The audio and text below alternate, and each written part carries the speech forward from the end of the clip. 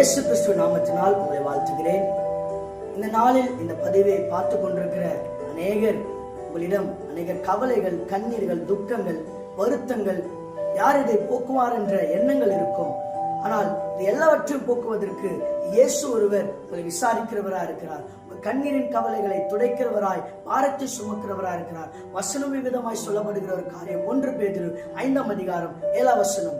அவர் உங்களை விசாரிக்கிறவராய் இருக்கிறபடினால் உங்கள் கவலைகள் எல்லாம் அவர் மேல் வைத்து விடுங்கள். அவர் தான் ஆண்டவராக இயேசு கிறிஸ்துவானவர். அவர் உங்களை விசாரிக்கிறவராய் இருக்கிறார்.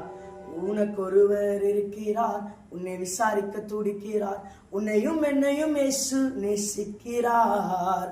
தன் உள்ளங்கைகளில் வரைந்திருக்கிறார். அவருடைய உள்ளங்கைகளில நம்மளை வரைந்து வைத்திருக்கிறார். அதனால் அவர் உங்களை விசாரிக்கிறவர் இருக்கிறார். இயேசு உங்களை நேசிக்கிறார்.